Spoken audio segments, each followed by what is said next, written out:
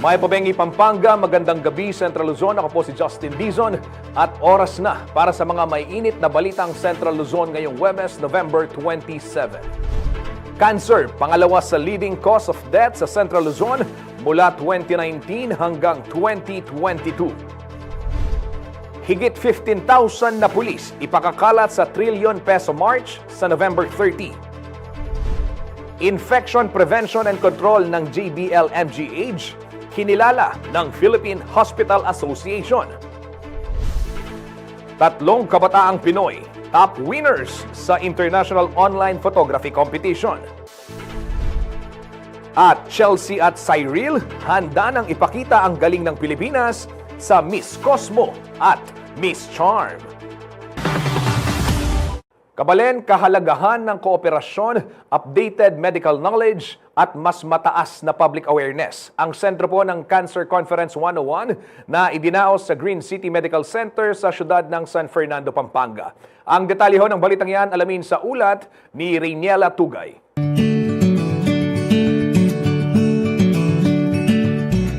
Pumangalawa ang cancer bilang cause of death sa Central Luzon noong 2019 to 2022 batay sa datos ng Department of Health. Kaya naman patuloy ang medical community sa pagpapaigting ng kanilang practice at nalalaman para tugunan ang lumolobong bilang ng mga tinatamaan ng The Big C. Sa Green City Medical Center sa siyudad ng San Fernando, Pampanga, nagtipon nitong Huwebes, November 27, ang mahigit 140 medical healthcare practitioner para sa Cancer Conference 101, Empowering Healthcare, Empowering Lives. Isang komprehensyang naglalayong hindi lamang magbigay ng bagong kaalaman, kundi palakasin ng sama-samang pagkilos upang mas epektibong matugunan ang kanser sa rehiyon. Sa pagbubukas ng programa, iginiit ng pamunuan ng GCMC na panahon nang harapin ng mas organisado at mas komprehensibo ang tumataas na bilang ng kanser sa Central Luzon. As it was mentioned during the conference a while ago, cancer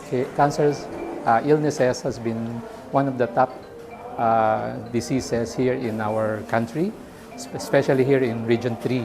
So Green City will like to be relevant in addressing this issue. Kasunod nito, binigyang diin ang malaking papel ng tao mismo sa pag-usbong ng ilang uri ng cancer, lalo na sa aspeto ng lifestyle at pang-araw-araw na gawain. We would like to instill to the public that cancer is somehow man-related. It's somehow related to our lifestyle. May kinalaman yung ginagawa natin, may kinalaman yung kinakain natin in terms of cancer development. Mula naman sa pananaw ni Dr. Joseph Calvi Musni, Medical Director ng GCMC, layunin ng komprehensya na palawakin ang pag-unawa ng medical community sa pinakabagong trends at treatment approach. Well, mainly ang reason why we did this conference is to create an awareness to the community, medical community of Central Luzon ideally, and para mabigyan sila ng updates on the new trends in the management of cancer patients. Dagdag pa ni Dr. Musni, ang pagiging mulat ng publiko sa risk factor ng cancer ay mahalagang hakbang upang mabawasan ang pagdami ng kaso. Since mataas ang incidence ng cancer, we have to do something para ma-lessen itong mga sakit na ito. So, one of the best way para maiwasan or ma-lessen yung mga ganitong sakit is to be aware. Maging aware tayo sa katawan natin, maging aware tayo sa mga risk factor na nagdudulot ng cancer. Mula sa pananaw ng participants, malinaw ang mensahe. Hindi isang espesyalidad lang ang may hawak ng responsibilidad. Ito ay kolektibong aksyon. Reiniela Tugay, CLTV 36 News.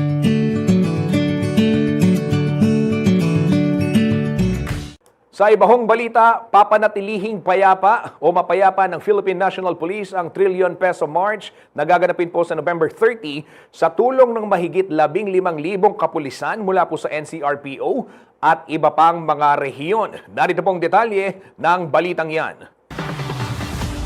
Abot sa 15,907 ang mga tauhang i-deploy ng Philippine National Police o PNP upang tiyakin ang kaligtasan ng mga relihista motorista at mamamayan sa nalalapit na trilyon peso march sa linggo November 30. Sa isinagawang press briefing sa Camp Crame, sinabi ni PNP Information Chief Brigadier General Randolph Tuanyo na nasa 8,805 na personnel ang mga galing sa National Capital Region Police Office. 6,200 dito naman ang ipapadala ng Special Action Force at mga police regional offices ng Ilocos Region, Central Luzon, Calabarzon at Cordillera Administrative Region. Kabilang sa deployment ang 973 na police na itatalaga sa People Power Monument, 893 na police sa S Shrine at deployment sa paligid ng Malacanang at mga pangunahing kalsada, kabilang ang Menjola, Ayala Bridge, JP Laurel Nagtahan, Legarda Figueras, San Sebastian Recto, Arlegui P. Casal, San Rafael Street, Padilla Street at 5th Street. Magbabantay rin ng kapulisya sa House of Representatives sa Quezon City, Senado sa Pasay at Independent Commission for Infrastructure sa Daguig. Malaki ang bilang ng deployment bunsod ng mga lugar na tradisyonal na dinarayo ng mga relista na hindi kailangan ng permit, partikular sa mga Freedom Park na otomatikong nagde-deploy ang PNP. Kumpirmado naman na nakakuha rin ng permit ang organizers para sa pagtitipon sa White Plains Avenue malapit sa People Power Monument mula alas 6 sa umaga hanggang alas 6 ng gabi at mayroon ng Memorandum of Understanding sa LGU at United People's Initiative. Dahil sa mga karasang naitala sa Menjola at Ayala Bridge noong unang trilyon peso march noong September 21, maglalagay ang PNP ng specialized units na naka-standby kabilang negotiation at monitoring teams, medical teams, arresting officers, maging ng legal at investigation teams. Mas marami rin umano ang arresting officers upang makapag-focus ang civil disturbance management units sa kanilang tungkulin. Sa ngayon, naka-heightened alert ang pulisya sa Metro Manila, ngunit itataas ito sa full alert sa November 28. Binigyang diin ng PNP na bawal pa rin ang anumang pagkilos na may tuturing na rebelyon, sedisyon, insurreksyon o anumang magdudulot ng kaguluhan na lalabag sa revised penal code at batas pambansa. Ako si Jody Dizon Mercado para sa CLTV 36 News. Samantala, pinabulaanan ho ni Agriculture Secretary Francisco Chu Laurel ang mga panibagong isiniwalat ni dating Congressman Zaldico sa sektor ng agrikultura. Kung ano ho yan, alamin natin sa report ni Jody Dizon Mercado. Binatikos ni Agriculture Secretary Francisco Chu Laurel Jr. ang mga alegasyon ni dating Kongresista Zaldico na di umano'y pinagtatakpan ng Administrasyong Marcos ang mga irregularidad na kinasasangkutan ni First Lady Liza Araneta Marcos at ilang kaanak nito sa sektor ng agrikultura. Tinawag ni Chu Laurel na di umano'y walang basihan at kalokohan ang mga pahayag ni Ko na nilabas sa isang video post. Tanging ang mga sinabi nito sa usapin hinggil sa pagbaba ng rice import tariff ang may katotohanan. Inilarawan din ito ng opisyal na walang kabuluhan at parang script na pwede sa Netflix. Dagdag niya, hindi totoong siko lamang ang nagpanukala ng pagbaba ng taripa. Maraming personalidad din ang nagsulong nito at ang rekomendasyon nito ay zero tariff at hindi 15%. Mula 35%, ibinaba ng pamahalaan sa 15% ang taripa sa inaangkat na bigas. Iginiit naman ni Ko na hindi umano nagresulta sa pagbaba ng presyo ang naturang adjustment dahil sa umano'y manipulasyon ng mga rice importer na konektado raw sa First Lady. Sinabi rin ng dating Ako Bicol representative na inutusan umano ni Chu Laurel na ihiyanto ang investigasyon ng Quinta Committee sa rice importation matapos mabunyag ang isa umanong confidential report sa importers. Kabilang din sa mga ibinabatong issue ang umano'y irregularidad sa pag-angkat ng sibuyas at isda at umano'y pagmamanipula sa presyo ng asukal. Giit ni Chu Laurel, ang lahat ng iba pang aligasyon ni Ko ay walang katotohanan. Nakatakdang maglabas ng karagdagang impormasyon ng kahilihim hinggil sa naturang usapin sa mga darating na araw. Ako si Jody Dizon Mercado para sa CLTV 36 News. Kabalen, makisali ho sa diskusyon ng ating mga balita. I-post ang inyong mga komento o reaksyon sa inyong mga napapanood at balita sa ating social media platforms. Yung Facebook at CLTV36 Official and at CLTV36 News, sa X at CLTV36, sa Instagram at CLTV36 Official, yung ating YouTube channel at CLTV36 Official. Manatili hong nakatutok para sa iba pang mga balita ngayong araw.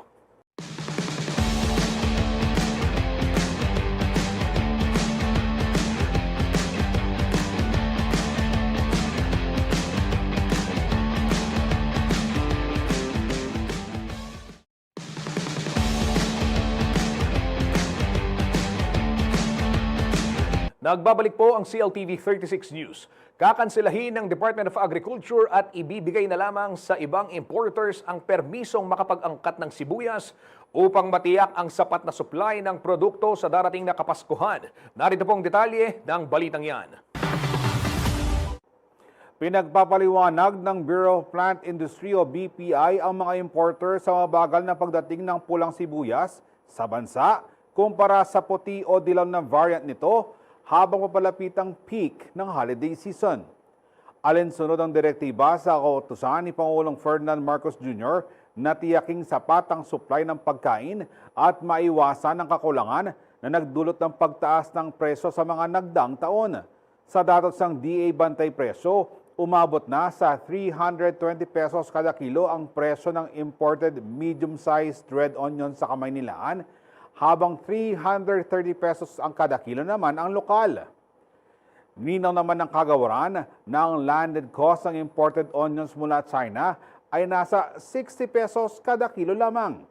Magang naglabas ang DA ng import permits para sa 69,040 metric tons ng red onions at 42,261 metric tons ng dilaw na sibuyas, katumbas ang 1,202 sanitary and phytosanitary import clearance o SPSICs para sa red onions at 751 SPSICs para sa white o yellow onions. Ngunit base sa obserbasyon nitong November 20, mabagal pa rin ang pagdating ng imported red onions.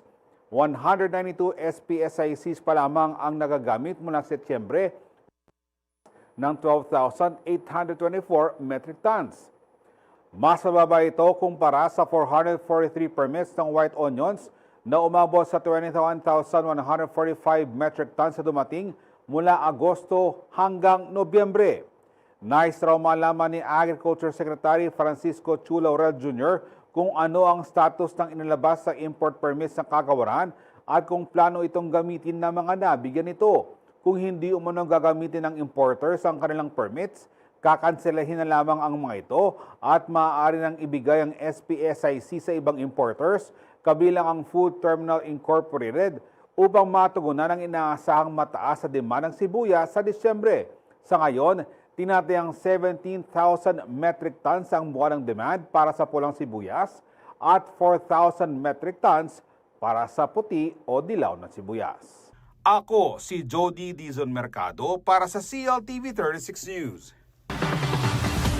Sa ibahong balita, pinarangalan ng Philippine Hospital Association ang JBL o Jose B. Lingad Memorial General Hospital sa siyudad ng San Fernando, Pampanga dahil po sa matagumpay na inisyatiba ng pagamutan pagdating sa infection, prevention and control. Ang detalye ng balitang yan alamin sa ulat ni Jody Dizon Mercado.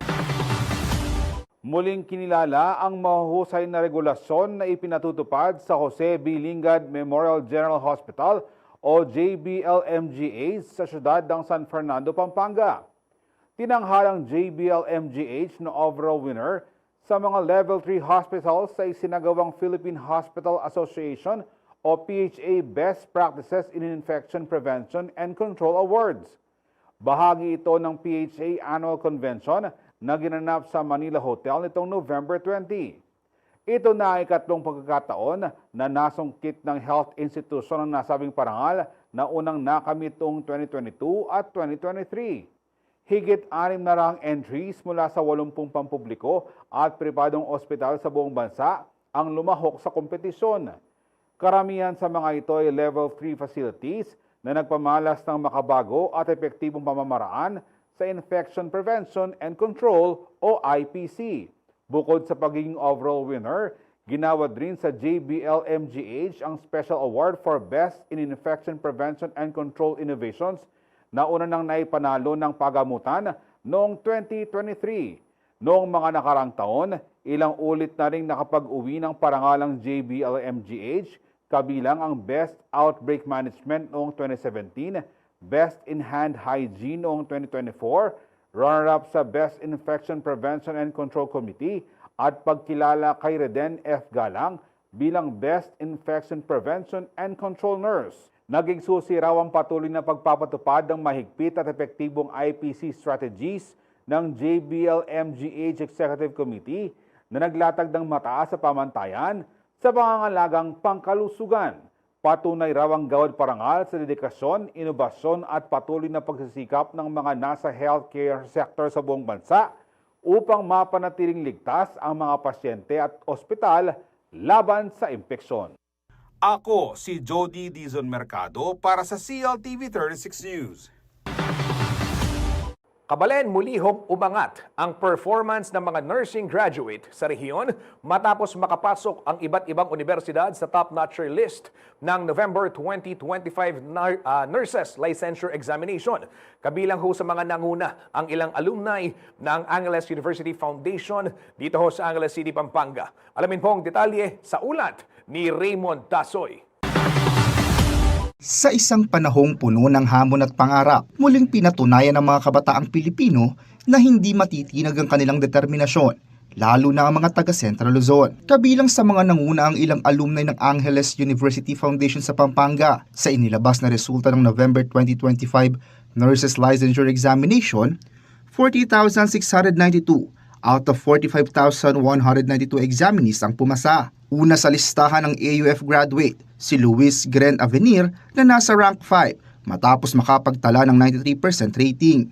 Sumunod sa kanya sina Christine Claire Aras at Matthew Andre Basilio na nasa rank 7 na may 92.60% score. Hindi rin nagpahuli ang AUF sa rank 8 at 9 kung saan nagpakitang gilas sina Giancarlo Guevara, Garrett Angelo Navarro, Rain Reyes at Cian Caleb Santos na may 92.40% rating. Habang sina Makaila Eliana Cato at John Napolin Cruz naman ay nakakuha ng 92.20%. At sa rank 10, sina Kyla Denise Banaag at Genevieve De La Paz na mayroong 92%.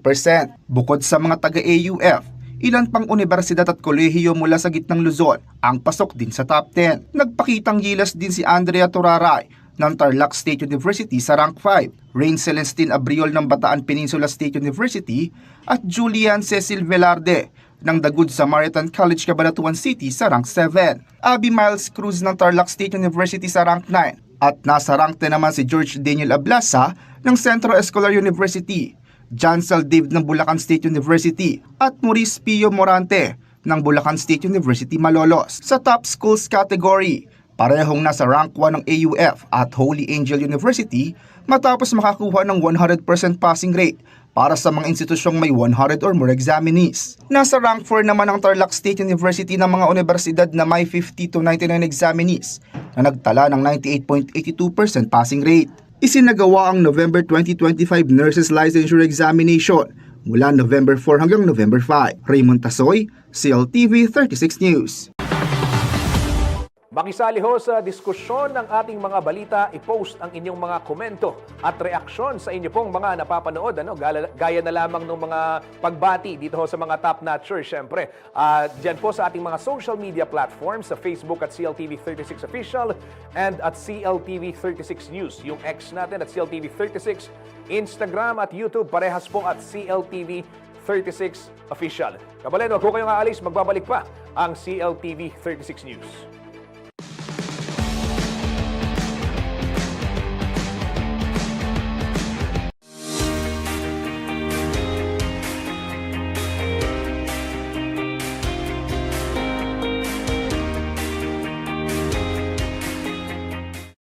Pinarangalan ng Department of Agriculture Bureau of Fisheries and Aquatic Resources Region 3 ang dedikasyon ng mga frontline officers ng ahensya para sa kanilang mga programa sa pangisdaan sa 2nd Fisheries Extension Officer Summit 2025. Ginanap ito sa Widows Hotel Clark, Pampanga nitong November 25 to 26. Sa 2 araw na pagtitipon, binigyang diin ng BFAR ang mahalagang papel ng LGUs, stakeholders at extension officers sa pagunlad ng fisheries sector ng rehiyon. Ayon kay BFAR Region 3 Regional Director Wilfredo M. Cruz, ang summit ay hindi lamang pagtitipon, kundi pagkilala sa mga katuwang ng ahensya sa pagbibigay ng serbisyo sa mga mangingisda. Bibigyan kasi nating recognition din yung mga partners natin, yung mga local government units, of course yung mga stakeholders, at saka yung mga NGAs na nakatuwang natin, lalong-lalo na sa pagpapalakas ng extension services dito sa Region 3. Kasabay ng summit, binuksan din ang makulay na trade fair kung saan tampok ang samot-saring produktong pangisdaan mula sa iba't ibang probinsya ng rehiyon. Para sa mga Fisher Folks Organization, oportunidad ito para makilala ang kanilang produkto sa mas malawak na merkado. Malaking tulong sa amin yung mga ganitong expo kasi nga po natutulungan yung ating mga fisher folks na ma-market yung kanilang mga product. Dahil sa mga ganitong klaseng event po, mas nakikilala yung produkto namin at mas nawa-wide yung naaabot ng mga produkto namin. At mas nakikilala siya hindi lang doon sa aming probinsya, kundi maging sa iba't ibang probinsya. Mas malaking tulong po yun sa aming mga asosasyon po. Bit-bit ang ipinagmamalaking processed fish product, ibinahagi ni Asrian Calyon, presidente ng Aurora Tilapia Growers Association, ang kanilang layunin na mas makilala ang industriya ng tilapia at bangus mula sa Aurora. Meron na kaming produktong yung aming pinagmamalaking tilapia sa industriya namin. Gumagawa kami ng tilapia, tinapa. Then meron din kaming daing na tilapia. Ngayon meron na rin kaming bangus na tinapa mula sa waters ng Dibut, Aurora, San Luis, Aurora. Meron din kaming gourmet bangus. At mula sa pispan namin, yung gourmet kuhol. Try nyo to, napakasarap nito. Ayon kay Cruz, karamihan sa mga produktong tampok sa trade fair ay bunga ng mga training at teknolohiyang ibinibigay nila sa mga asosasyon at kooperatiba upang mapataas ang kalidad ng market value ng kanilang ani. Lahat ng products na ito ay na-develop ng mga stakeholders. At ang iba dito ay na-develop din sa pamamagitan ng binibigay nating mga training sa ating mga Fisher Folk Association, mga cooperatives para sa pagpaprocess ng ating mga isda para mabigyan talaga mas mataas na na value pagdating sa market. Sa huli, nagpasalamat ang opisyal sa patuloy na suporta ng mga LGU at extension officers na kaagapay nila sa bawat programa. Sa lahat po ng mga local government executives, maraming salamat po sa pagpapahiram ninyo ng ating mga extension workers. Ang BIFAR po at ang local government units ay laging magkatuwang pagdating sa pagpalalaganap ng ating mga technologies sa pamamagitan ng mga trainings. And of course, yung ating mga extension officers na palaging nandyan para makatulong natin at yung ating maitaas natin yung antas ng kalidad ng ating mga isda, mga produkto natin. Reyniela Tugay, CLTV 36 News.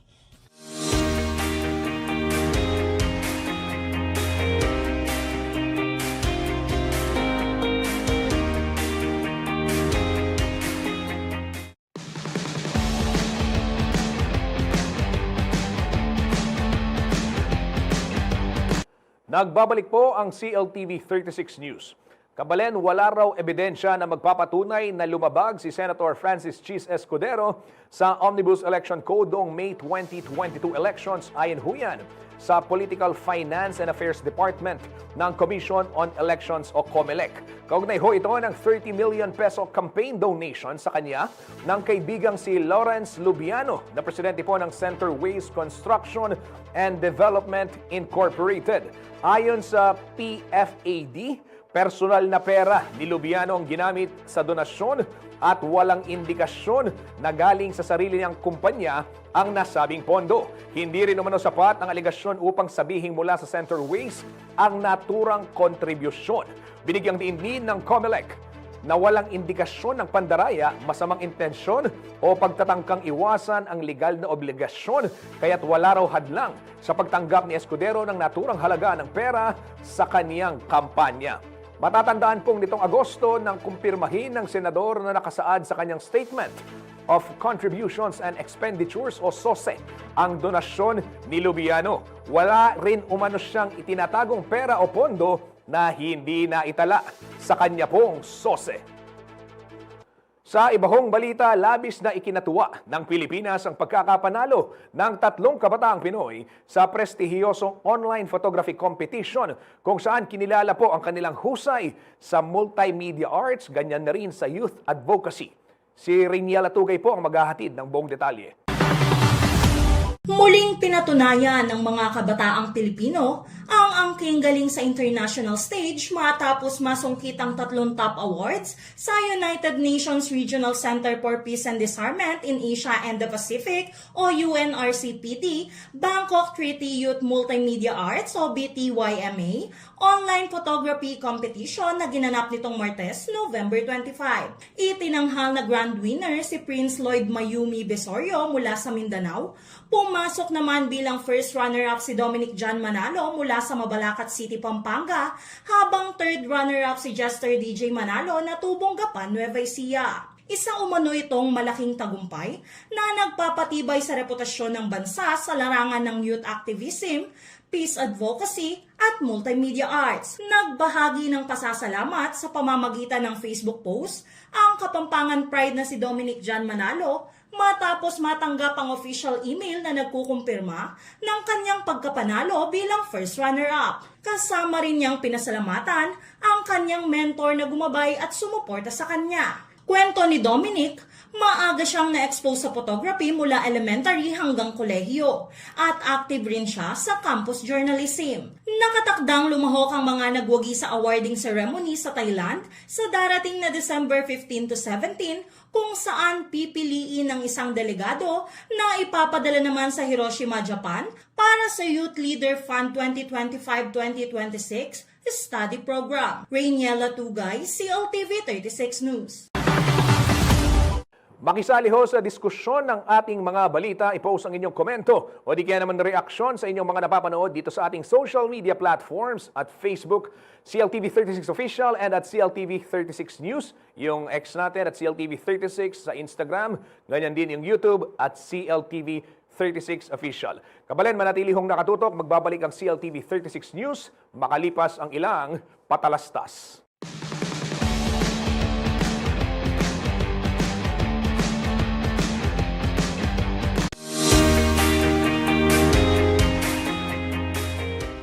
Serbisyong malapit sa publiko. Ito umano ang layunin ng Government-Owned and Controlled Corporation o GOCC Caravan na inilunsad sa SM City, Pampanga ngayong Huwebes, November 27. Matatagpuan sa nasabing caravan ang one-stop shop ng Social Security System o SSS, gayon din ang iba pang ahensya para sa mas pinadaling pakikipagtransaksyon. Present sa nasabing kick-off activity si SSS President and CEO Robert Joseph Declaro. Bukod sa paglalapit ng serbisyo sa mga tao, may isa pang mahalagang inanunsyo ang SSS. Malapit na kasing ilunsad ng ahensya ang microloan program para sa mga member na nais magsimula ng negosyo ngayong holiday season. Ayon kay Declaro, ito ang tinatawag nilang Loan Light Pantawid, isang alternatibo sa mga mapanganib na loan shark lalo na ngayong papalapit na ang Pasko. Pwede nating i-expect sa SSS. So, by Christmas, sana mai-launch na namin yung aming tinatawag na microloan program ng SSS. Ito ay tinatawag namin loan light na pantawid sa mga pangangailangan natin sa darating na Kapaskuhan. Dagdag pa ni Declaro, may term na 15 hanggang 90 days ang loan na may napakababang interes, sapat para sa mga negosyong pansamantala o seasonal. Perpekto sa mga naghahanda para sa Pasko. 15 days to 90 days ang terms nito, and ang interest ho nito ay napakababa para makatulong sa ating mga miyembro na makapag-avail ng additional funds during this Christmas season at a very reasonable rate. Hindi ho nyo kailangan pumunta sa mga loan sharks. Makakatulong umano ang programang ito lalo na't maraming establishmento sa Central Luzon ang maituturing na micro and small enterprises. Tahanan din ang rehiyon sa mga economic zone na may daan-daang libong mga manggagawa. Para sa maraming Central Luzon MSMEs at negosyanteng may maliit na puhunan, lalo ngayong holiday demand, maaaring maging malaking tulong ang bagong microloan program ng SSS. Samantala, bahagi rin ng GOCC Caravan ang mall setup at isa pang programa ang tinatawag nilang e-wheels, isang mobile option ng SSS at iba pang ahensya, lalo na para sa mga LGU at rural areas, ani deklaro. With the declaration of the national state of calamity, SSS needs to respond positively on how we can really help our members. And we will be issuing a communication soon with regards to how SSS intends to support itong ating mga nahirapan during times of calamity. Ipinundo naman ni Government-Owned and Controlled Corporations Governance Commission GCG Chairperson Marius Corpus na ang caravan at mall setup ay bahagi ng marching order ng Pangulo para ilapit ang serbisyo ng gobyerno sa mga tao. Ano po ang layunin nito? Ito ay para ilapit ang serbisyo ng ating mga GOCCs sa mga tao. Ito po yung marching order ng ating mahal na Presidente na dapat ang mga serbisyo ng mga government-owned or controlled corporations at ang buong national government ay dapat ilapit sa mga tao. Ang GOCC Caravan sa SM City, Pampanga ay tatagal ng 2 araw habang ang SSS e-wheels ay nakatakdang pumunta sa LGU ng San Simon. Ito'y sa darating na December 5. Katuwang ang Department of Labor and Employment Region 3. Samantala, may 10 sangay ang SSS Luzon Central 2 Division, 6 sa Bulacan, 3 sa Pampanga at 1 sa Olongapo City na patuloy na nagbibigay ng serbisyo. Paulo G. Santos, CLTV News.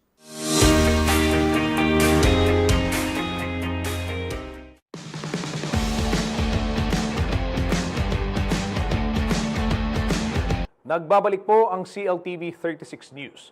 Kabalen, kung hanap mo ang isang pick-up na hindi lamang po pang road trip kundi pang negosyo rin, baka Photon Thunder na ang swak para sa iyo. Perfect po ito sa mga laging on the go at ready sa kahit anong challenge sa kalsada. Available din ang Photon Thunder sa Laos Auto Group. Alamin ang iba pang features nito at kung bakit ito po yung sinasabing ideal truck para sa modern Pinoy driver.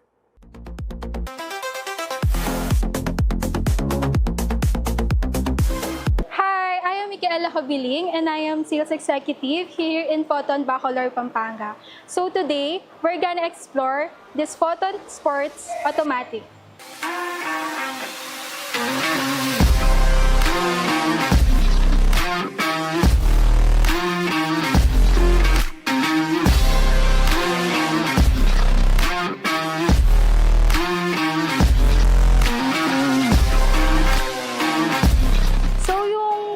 Photon Sports po namin, meron na siyang headlight na naka-projected lamp na din.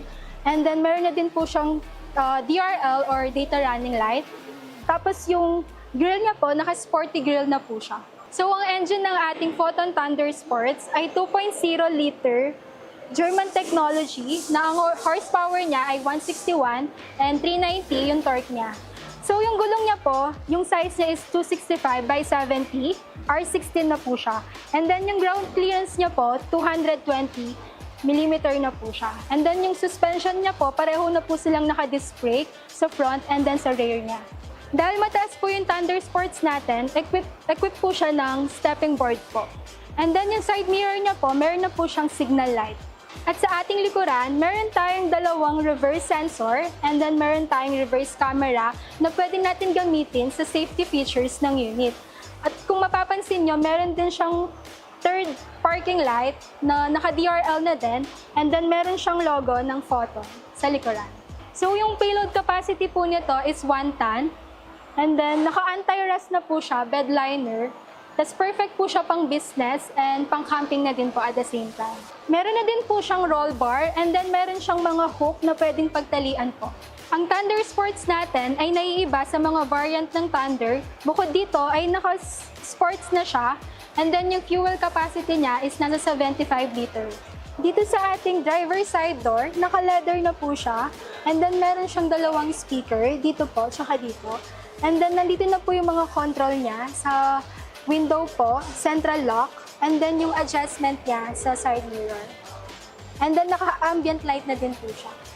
So yung driver seat niya po, naka-leather na po yung upuan niya, yung steering wheel niya. Tapos meron po siyang 6 adjustments sa upuan niya po. Naka-electronic na din po siya. Pwede po siyang atras, pwede po siyang i-forward and then backward. Pwede po siyang iangat po and then ibaba po. And then ito capacity niya po, nasa 5-seater na din po. So ito, naka-infotainment na din siya, 12-inch. At sa infotainment natin, makikita natin yung mga radio. Meron siyang radio, meron siyang media. Tapos po, meron din siyang mga car setting na ito yung mga different color ng ambient light niya. Pwede siyang blue, green, kung mapapansin niyo po, yellow. And then, meron po siyang Bluetooth, and then naka-USB na din po siya. And then dito po, naka-parking brake na din po siya na electronic. And then meron po siyang 2 modes. And then meron po siyang compartment dito na pwede din pong gawin pang armrest.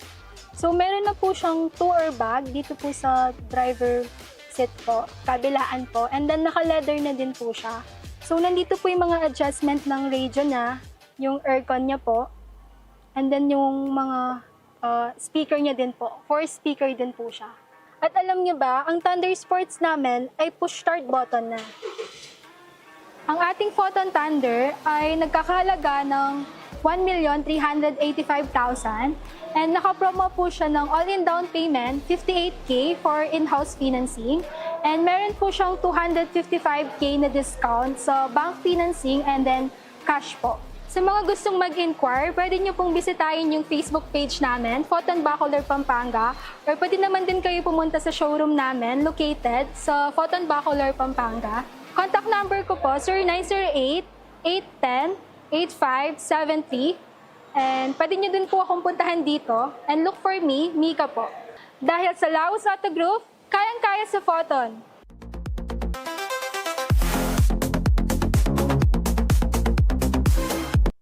Balitang sports naman tayo. Bagamat wala ng tsansang makapasok sa quarterfinals, sisikapin pa rin ng Team Pilipinas na tapusin ng may dignidad ang kanilang World Cup campaign laban sa Argentina ngayong gabi. Narito po ang detalye ng balitang yan.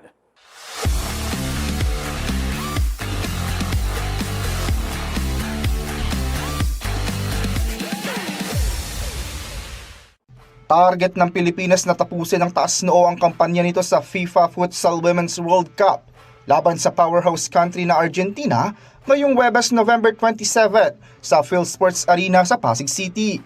Bagamat wala ng tsansa para sa quarterfinals, matapos bigong manalo sa Poland at Morocco, determinado ang koponan ng bansa na ipakita ang tunay nilang laro sa harap ng kanilang home crowd sa huling pagkakataon. Ayon sa coaching staff ng Pilipinas, malaking hamon ang pagharap sa world number 6 na Argentina na wagi sa lahat ng laro sa Group A. Gayunpaman, naniniwala silang may sapat na tapang at sigasigang koponan para makipagbakbakan at gumawa ng mga positibong resulta sa court. Isa sa mga naging highlight ng kampanya ng Pilipinas sa naturang torneo, ang kanilang laban kontra Morocco, kung saan nagtala sila ng 2 early goals. Samantala, kapwa may tsansa pa naman ang Poland at Morocco na umusad at ang kanilang paghaharap ay magtatakda kung sino ang sasama sa Argentina sa knockout phase. Para sa Philippine team, higit na mahalaga ngayon ang pagtatanghal ng maayos at disiplinadong laro. Giit ni Coach Rafa Merino, kailangan lang nilang magpakatatag at ibigay ang lahat sa huling pagkakataon sa world stage ngayong taon. At yan po ang Game On. Raymond Tasoy para sa CLTV 36 News.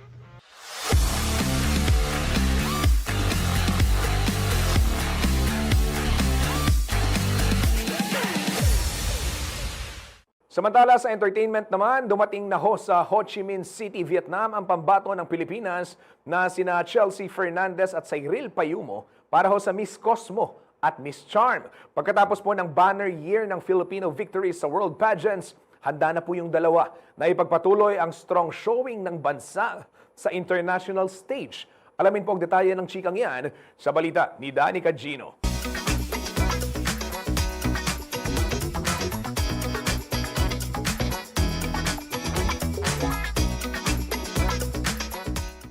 Ready to compete na ang mga pambato ng Pilipinas na sina Chelsea Fernandez at Cyril Payumo na ngayon ay nasa Ho Chi Minh City, Vietnam para iwagayway ang bandila ng Pilipinas sa kanilang international pageants.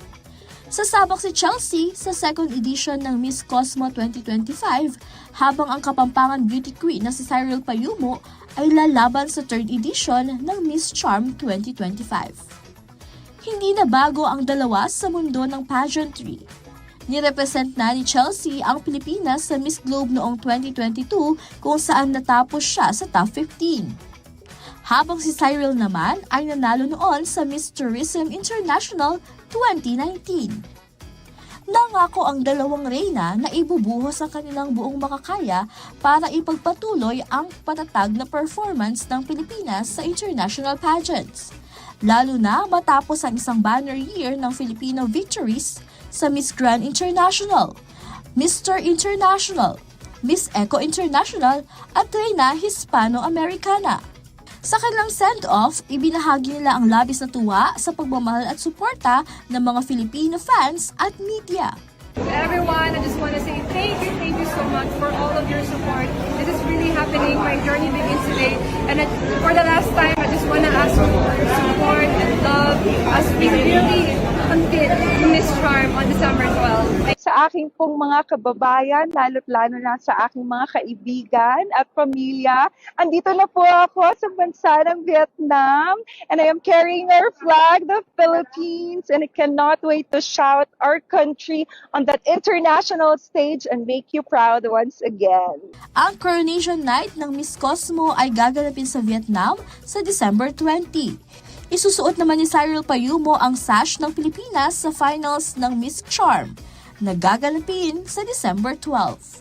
At yan po ang ating Chika Express. Ako po si Danny Cagino para sa CLTV 36 News.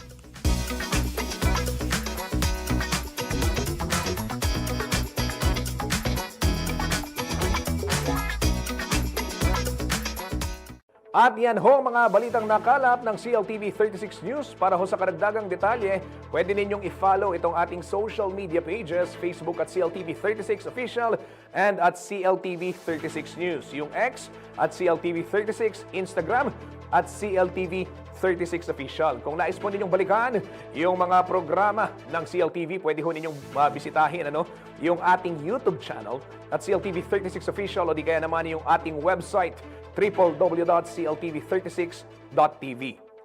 I-promote ang inyong mga negosyo para ho mas marami kayong maabot sa ating TV at social media sa pamamagitan ho ng pakikipag-partner sa CLTV 36. Magpa-advertise na at i-feature ang inyong produkto o serbisyo sa aming mga news and public affairs program.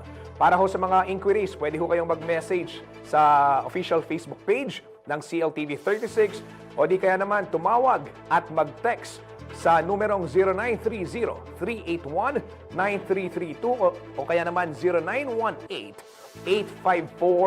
0918-854-2357.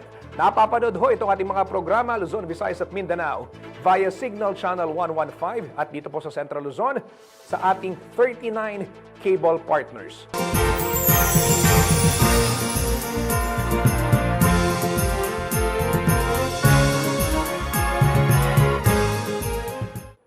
Mga kababayan, nalalapit na po ang pinakamakulay at pinakamasayang okasyon na bida ang nagkikislapag higanting parol ng San Fernando. Yes, 16 days na lamang po, Giant Lantern Festival na. Kita-kits tayo sa Robinson Star Mills sa December 13, 2025.